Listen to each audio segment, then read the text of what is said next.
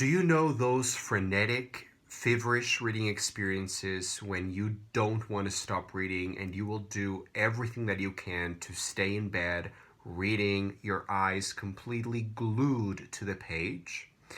Those kind of wonderful reading experiences that as readers we are always on the lookout for, when you literally are willing to stay in bed for 4 hours and just read.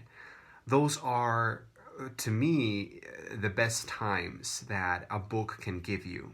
And I want to recommend to you guys this book that I just read. I just finished reading today, and it gave me one of those experiences of just frenetic, wonderful, cinematic feeling kind of reading. The only problem is this book is in Spanish and it is not available in English. The original book is actually written in German, but it was translated to Spanish, funnily enough, and there's no English translation available. So you can only read it in the original German, I guess, and in Spanish. And I don't know if it's been translated to any other languages, but it hasn't been widely translated, I guess. So it's not a very easy to get book. But I do want to recommend it if you can find it and if you can read it, then you should definitely give it a go. It's very, very fun. So this is El Círculo del Crepúsculo, which would translate to The Circle of Dawn. And this is book one, El Niño del Siglo, The Boy of the Century. So essentially, El Círculo del Crepúsculo, The Circle of Dawn, is a series of 4 books, 4 historical fiction novels that sort of attempt to recreate some of the past century's most important events, and sort of frames everything in a very magical, the Lord of the Rings kind of way. So it is kind of a historical retelling of the 20th century and everything that happens between, in that century. It's a very cinematic kind of experience. The premise, the basic premise of this series of 4 books is that there's a group of people called the Circle of Dawn, and it's a group of people who want to bring humanity to its end. They want to extinguish humanity and bring it to an end.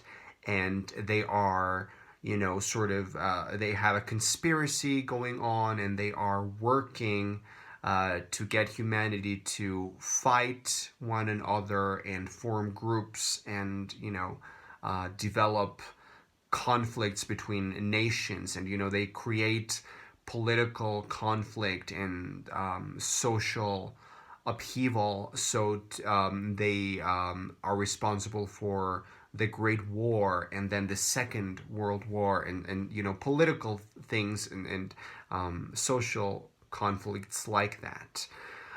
So it's, as I said, a very magical Lord of the Rings feeling kind of retelling of the 20th century. It's a lot of fun. It's incredibly unrealistic and conceited, and it's just fun. It's so much fun.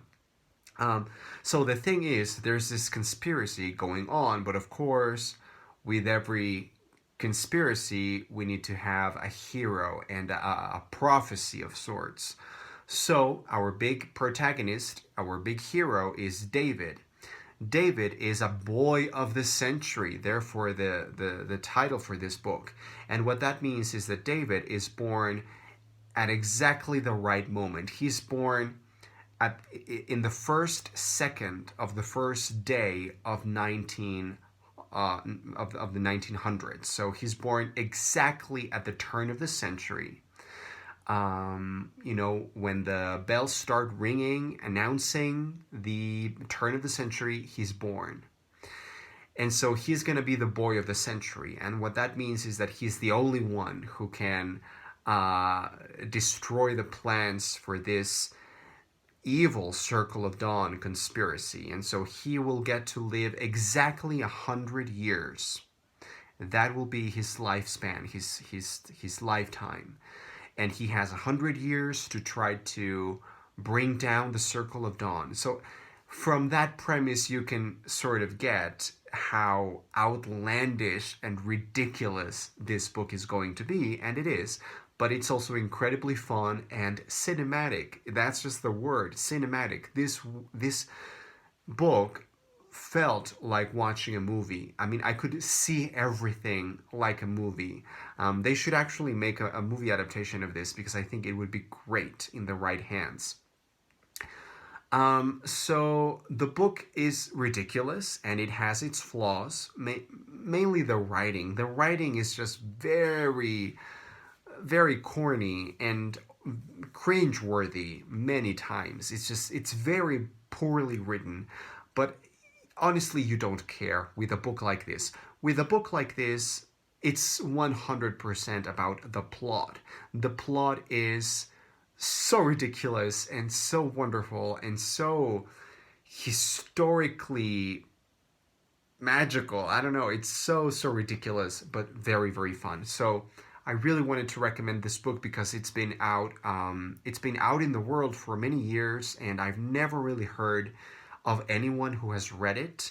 So I would like for more people to give this book and this series more recognition. So I finished reading this one, the first book in the series, this morning, and I gave it 4 stars just because I really enjoyed it. It's a perfectly enjoyable, crazy little book, and I will continue with the rest of the series. I still have 3 more books remaining in the series to be read. I will be reading them sometime soon. But yeah, very enjoyable. So I hope you guys can enjoy it as well.